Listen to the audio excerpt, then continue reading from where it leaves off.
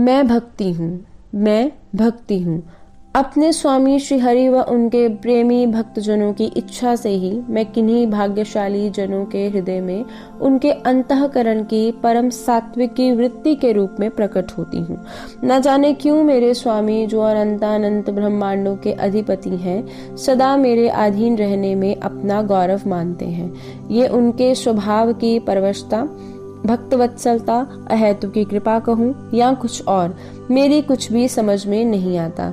मेरे बुलाने से तो ये चांडाल के घर जाकर उनका जूठा तक खाने को भी तैयार हो जाते हैं। जब मेरे प्रभु किसी के हृदय में मुझे देख लेते हैं तो ये उस भक्त की चाकरी तक करने को व्याकुल हो उठते हैं। ये किसी के गुण अवगुणों पर तभी तक ही दृष्टि रखते हैं जब तक उनके हृदय में मुझे नहीं देख लेते। भक्त के हृदय में मुझे देखते ही ये उनके अवगुणों को भुलाकर उनको हृदय से लगाने के लिए मचल उठते हैं। इन्हें शुचिता, पवित्रता बहुत प्रिय है, लेकिन मेरे सामने भक्त की अशुचिता पर दृष्टि न रखकर उसकी गोद में बैठकर उसी के हाथों से खिचड़ी खाने को कातर हो उठते हैं।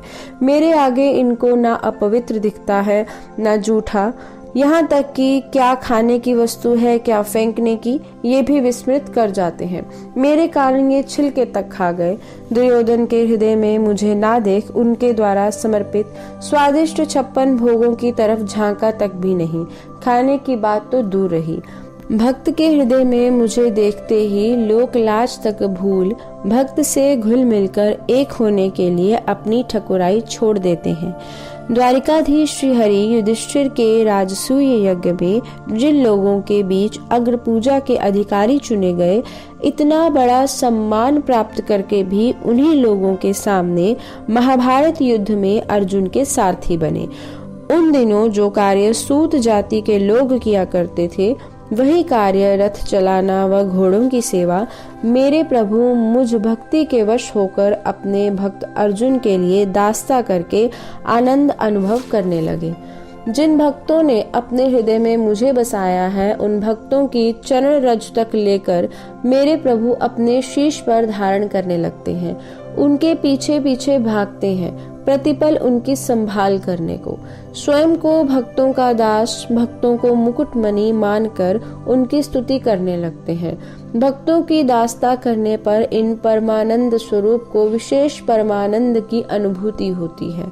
समस्त ब्रह्मांडों के भार का वहन करने वाले अनंत कोटि ब्रह्मांड नायक को भी भक्तों के नेत्रों से टपकी प्रेम आंसुओं की एक ही बूंद का भार व्याकुल कर देता है। जो स्वयं आनंद की घनीभूत मूर्ति हैं, जिनको दुख की छाया भी स्पर्श नहीं कर सकती, जो अपने आनंद स्वरूप में सदा स्थित रहते हैं, मैंने उनको भी रोते देखा है। किनके लिए? जिनके हृदय में ये मुझे देख लेते हैं, उनके लिए। उन भक्तों के दुख को ही अपना दुख मानकर दुखी होते हैं, वह उनके सुख को अपना सुख मानकर आनंदित होते हैं। मेरे प्रभु सबके लिए समान है, ना उनका कोई प्रिय है ना अप्रिय, लेकिन अपने इस सहज स्वभाव को भूलकर अपने भक्तों के प्रिय को अपना प्रिय व भक्तों के अप्रिय को अपना अप्रिय मानने लगते हैं। मेरे प्रभु अपने अपराधी को तो क्षमा कर देते हैं, लेकिन भक्त अपराधी को क्षमा नहीं करते। मोक्ष को प्राप्त करने के लिए मुख्य रूप से 3 साधनाएं हैं: निष्काम कर्म, ज्ञान व मैं भक्ति। निष्काम कर्म योगी व ज्ञान योगी केवल मोक्ष ही प्राप्त करता है, परंतु मेरे मार्ग पर चलने वालों को मोक्ष के साथ ही ऋषि मुनि योगी दुर्लभ प्रभु का प्रेम भी प्राप्त हो जाता है।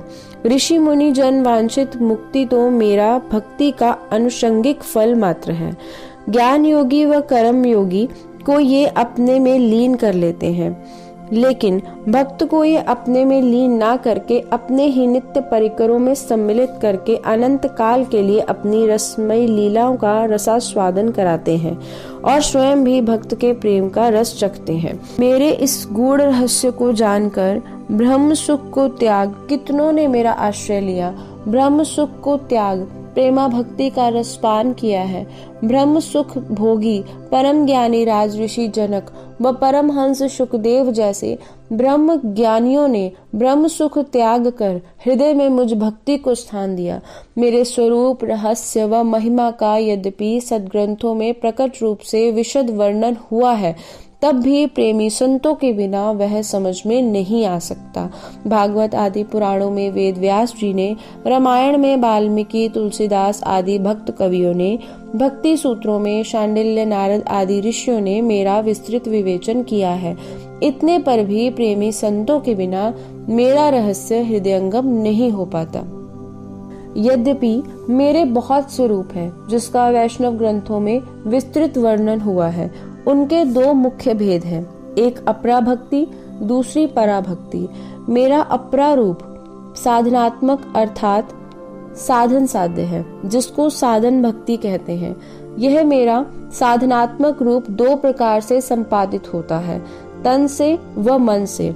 सेवा, पूजा, पाठ, दान, पुण्य, कथा, श्रवण, मंदिर, देव दर्शन, संत भक्त दर्शन, नाम जप, कीर्तन, परिक्रमा, व्रत आदि तो तन से संपादित होते हैं व हरिनाम, रूप, लीला, धाम, चिंतन, ध्यान आदि मन से संपादित होते हैं। इस प्रकार तन व मन से मेरे कीर्तन आदि 64 अंगों का अनुष्ठान करते करते अंतःकरण में मेरे दूसरे रूप पराभक्ति के अवतरण की भूमिका तैयार हो जाती है। अंतःकरण की भूमिका तैयार होते ही मेरे प्रभु के प्रेमी संतजन उनके हृदय में मेरे पराभक्ति रूप का बीजारोपण कर देते हैं।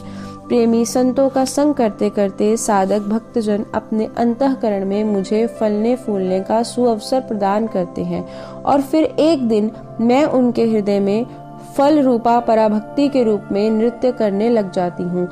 फिर मेरा रसास्वादन करने के लिए भगवान भक्त की गुलामी करने को मचलने लगते हैं। फिर क्या, फिर तो भक्त और भगवान में भेद करना कि कौन प्रेमी है कौन प्रेमास्पद मेरे लिए भी मुश्किल हो जाता है। फिर तो मैं भक्त और भगवान को परम सुखी देख देख कर प्रसन्नता से और नाचने लगती हूँ। फिर तो हम तीनों भक्त भक्ति भगवान में एक दूसरे को सुखी करने की होड़ सी लग जाती है। बड़े बड़े विद्वानों ऋषि मुनियों के लिए भी ये जानना मुश्किल हो जाता है कि हम तीनों में कौन बड़ा है। आज तक इसका कोई निर्णय नहीं ले सका। अंत में सबको यही कहना पड़ा, भक्त भक्ति भगवंत गुरु चतुर नाम वपु एक। सत्य तो ये है कि मैं भक्त और भगवान को घोट पीस कर इतना मिला देती हूँ कि दोनों में अंतर करना मुश्किल हो जाता है। दोनों दो होकर भी एक हो जाते हैं, एक होकर भी सदा दो बने रहते हैं। मेरे इसी सिद्धांत को द्वैताद्वैत, भिन्ना भिन्न, भेदा भेद आदि नामों से जाना जाता है। क्या आप जानना चाहेंगे कि सबके मनों को मोहित करने वाले जो साक्षात मनमथ हैं, उनके भी मन को मोहित करने की शक्ति मुझ में कहाँ से आई? ये शक्ति आई है प्रेम की घनीभूत मूर्ति, आह्लादनी शक्ति, महाभाव स्वरूपा रसिका रासेश्वरी श्री राधा रानी के चरण कमलों से। क्योंकि मैं उन्हीं के एक छोटे से अंश से जो प्रकट हुई हूँ। सोचो, जब मुझ में इतनी शक्ति व रस माधुर्य है तो मैं जिनकी छोटी सी अंश कला मात्र हूँ वह कैसी होंगी। मैं तो उन महामयी के चरणों में अपने को सदा न्यौछावर करके ही जीवन धारण करती हूँ और उन रसमयी श्री राधा रानी के रस से सदा सराबोर रहती हूँ और सबको सराबोर करती हूँ। नमो नमो भक्ति हरि प्यारी, पोषण करती सदा भक्तन को पुर वैकुंठ बसावन हारी। ऋषि मुनि जन वांछित सुत तुम्हरे, ज्ञान विराग सुमंगलकारी। गंगादिक सरिसेव करत नित, मुक्ति दासी बनी तिहारी। सदा प्रसन्न रहत प्रभु तुम पे, पीछे पीछे चलत बिहारी। करुणदास जा पर तुम्हारी जत, ताके श्री हरि होत पुजारी।